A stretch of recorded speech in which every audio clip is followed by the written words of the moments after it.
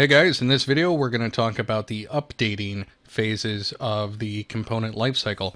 So we've got our little app here on the page. It's just got an update function and a render function. On the click it runs the update and increases our props.val by 1. So when we click on it, we get that. Now the first stage we're going to talk about is component will receive props. And that takes in the next set of properties. And to utilize this, we're going to set up an initial state. And I'm just going to say increasing is false.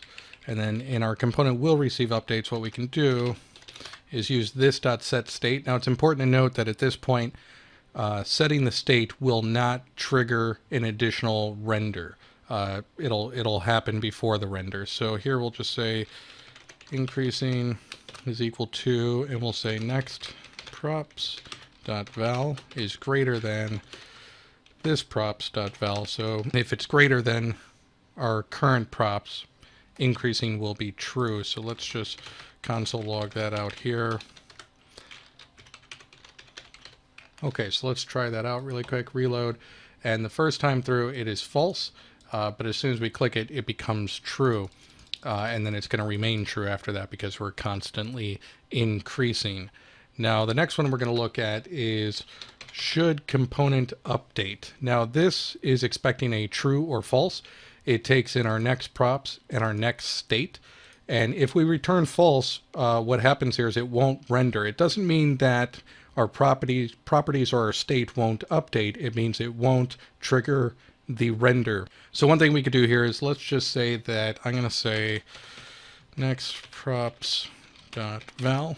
I want to make this, it's only going to update if it's a multiple of 5. So let's try that out really quick. Load it up here. 5, and there we go. So it updated on the 5. So our component is actually updating. Well, yeah, I mean our state is updating, our props are updating, but we're not rendering. And this is a great situation where you can kind of check to see if the next props equal the current props and whether or not you want to update. And you can really optimize in the should component update stage of the life cycle. So the next one is going to be component will update. And here we can actually work with the next props in the next state. So here, let's just go ahead and log this out. So let's say next props equals, and we'll do json.stringify next props. Let's just try that out really quick. Reload 1, 2, 3, 4, 5, and it logged out what the next properties are. And the last one that we'll look at is component did update. So this happens after the render method, but it gives us access to those previous properties in the previous state, and of course the getDom node of our component. So here let's just do prev props equals, and again we'll just json.stringify prev props. So let's load that up. Whoops.